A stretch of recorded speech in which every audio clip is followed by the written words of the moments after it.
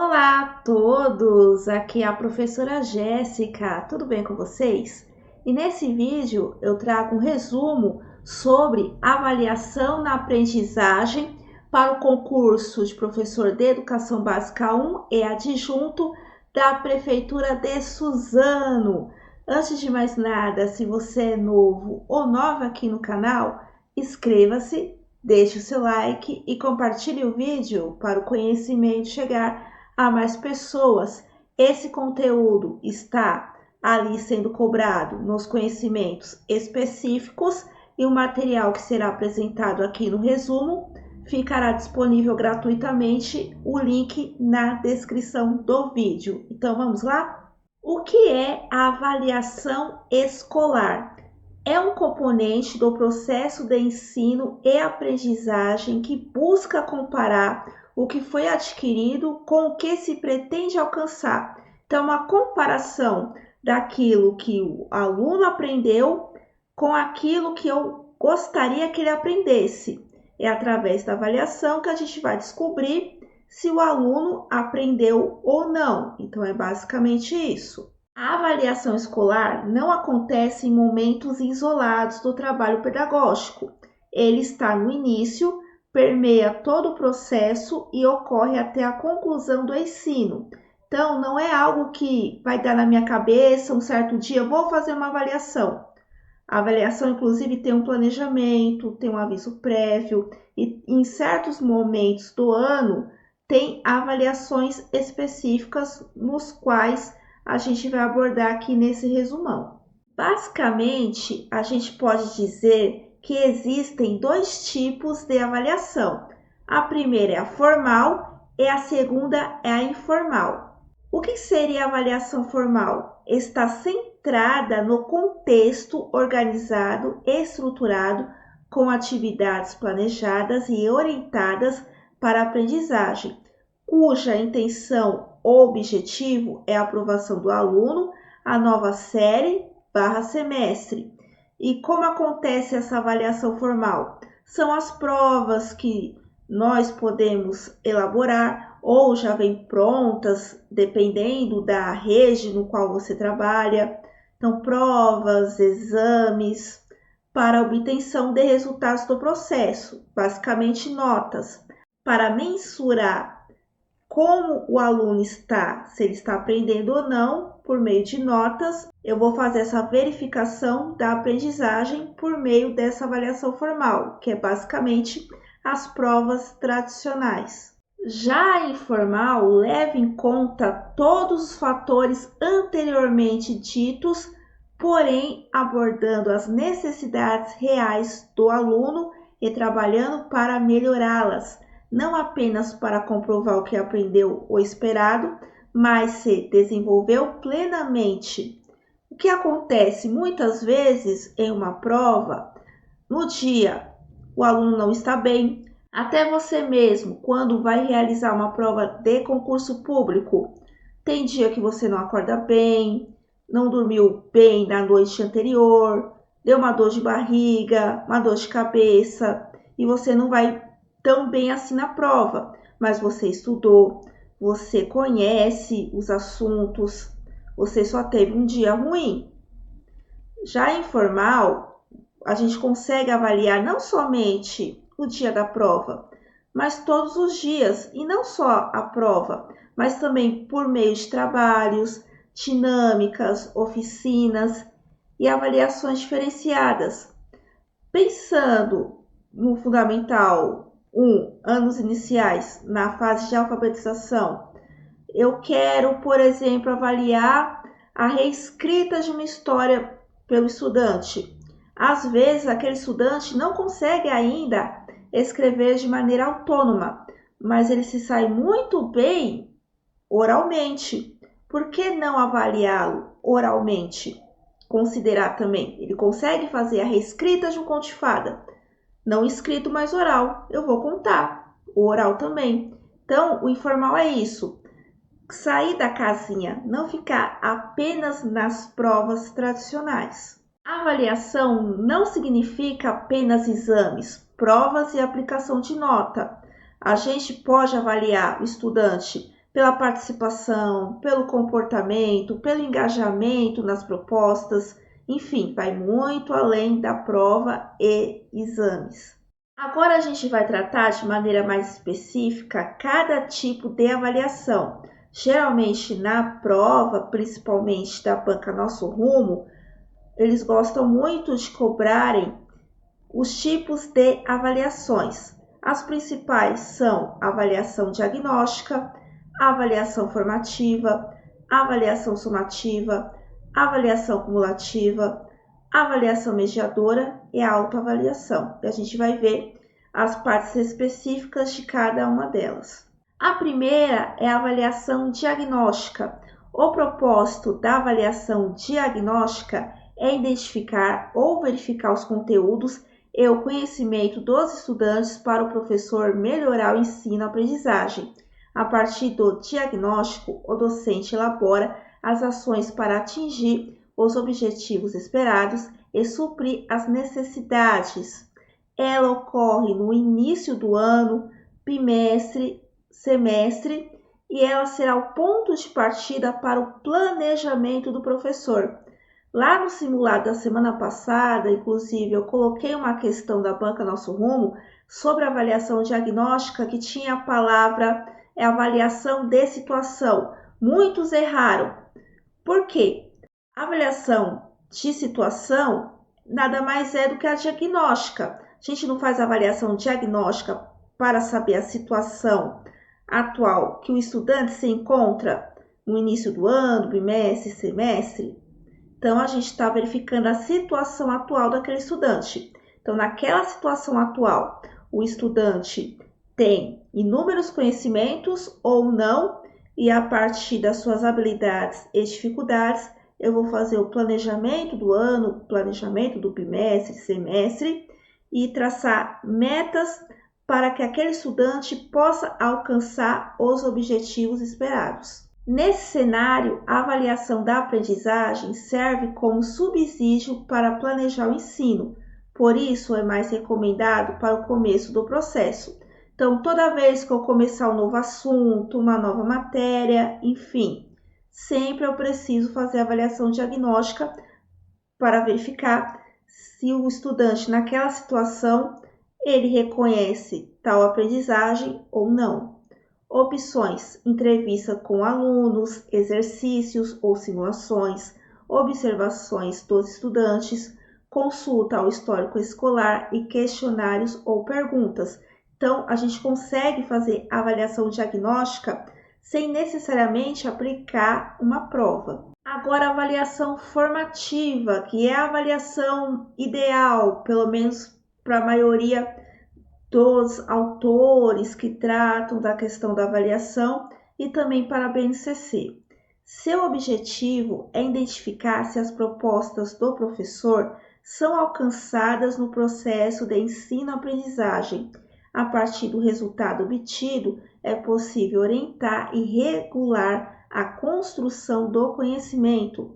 A função dessa abordagem é para o aluno fornecer subsídios que mostrem o aprendizado obtido e suas capacidades cognitivas para solucionar problemas. Então, essa avaliação ocorre durante todo o processo de formação do estudante. Então, eu não vou avaliar só no começo do ano para saber a situação atual, nem vou avaliar no final do ano, final de semestre, bimestre, para obter nota, para apresentar no conselho de classe, não. Eu faço avaliação contínua, dia a dia com aquele estudante. Caso aquele estudante não esteja conseguindo assimilar as aprendizagens, eu vou rever o meu planejamento e traçar novas metas. Eu não vou ficar empurrando com a barriga e esperar a corda estourar lá na frente. Eu vou tratar antes, igual o médico. O médico, ele vai dar o tratamento para o paciente e ele vai acompanhar durante o tratamento. O médico não vai te avaliar só no término do tratamento, e sim ele acompanha durante todo o tratamento. Eu passei um remédio, não está tendo resultado, eu vou aumentar ou diminuir a dose. Então é exatamente isso que vai acontecer na avaliação formativa. o professor vai aumentar ou diminuir a dose. Vai regular o seu planejamento de acordo com a necessidade do estudante. Ao professor, essa é a oportunidade de detectar a adequação do ensino ao aprendizado e repensar um feedback acertado ao estudante. Esse formato é aplicado de modo diário, então no dia a dia, ocasional e periódico. Como eu posso dar avaliação formativa? Algumas opções: observação de desempenho, aplicação de provas, desenvolvimento de projetos curtos, médios ou a longo prazo, revisão de cadernos e deveres de casa, entre outros. Também é importante observarmos como está disposto a questão da avaliação na Base Nacional Comum Curricular BNCC. Lá na BNCC diz que a avaliação ideal é a avaliação formativa. A avaliação formativa é mencionada pela BNCC, que deve considerar os contextos e as condições de aprendizagem, tomando tais registros como referência para melhorar o desempenho da escola, dos professores e dos alunos. É o que eu sempre falo, por exemplo, lá na educação infantil. E também eu vou fazer a mesma coisa nos anos iniciais do ensino fundamental. Para que eu possa avaliar, eu preciso ter registros escritos por mim mesma, fotos, vídeos, enfim, registros nos quais nos dará embasamento para fazer a avaliação do estudante e assim fazer a avaliação formativa, a avaliação durante todo o percurso. A avaliação somativa, que é a avaliação mais tradicional. As notas e os conceitos são atribuídos a fim de promover o aluno para outra classe ou curso. É geralmente aplicada no bimestre ou semestre. E a gente utiliza ali as notas para a classificação final. Então, é através da avaliação somativa que a gente retém ou não estudante de classe ou curso. Nesse caso, as opções de exame são prova ou trabalho final, avaliação com base nos resultados cumulativos conquistados no ano ou ambas as formas. Portanto, a avaliação somativa é uma soma. Então, durante todo o ano, eu vou dar para os estudantes provas, exames, chamada oral, trabalho, projeto, e para cada um uma nota. Eu vou pegar todas essas notas e vou somar no final e fazer a famosa média. Daí, se o estudante conseguiu atingir 5, geralmente a média é 5, 5 para cima, passa de ano. Baixo, fica retido, dependendo do ano ali do ensino fundamental, certo? Então, a avaliação formativa é uma avaliação, sim, tradicional. Diferente da avaliação cumulativa, que muitos fazem confusão e acaba errando na prova. A avaliação cumulativa, essa avaliação é aquela voltada à retenção dos conhecimentos repassados em sala de aula. O professor trabalha junto com o aluno e o acompanha em seu dia a dia. Não tem como objetivo classificar ou selecionar. Portanto, é aquela avaliação que a gente faz diariamente para relembrar aquilo que o estudante aprendeu. Então, o estudante vai aprendendo, ele vai acumulando dentro da cabecinha dele. Isso é acumulativa. É diferente aqui da somativa. A somativa diz aqui resultados cumulativos. Resultados são as notas obtidas por meio das provas, trabalhos e afins. Não é avaliação cumulativa. A avaliação cumulativa não tem a pretensão de classificar ninguém. Já a somativa, ela é única e exclusivamente para classificar. Assim, o estudante recebe orientações contínuas para a melhoria das suas aprendizagens, conforme determina a Lei de Diretrizes e Bases da Educação, LDB.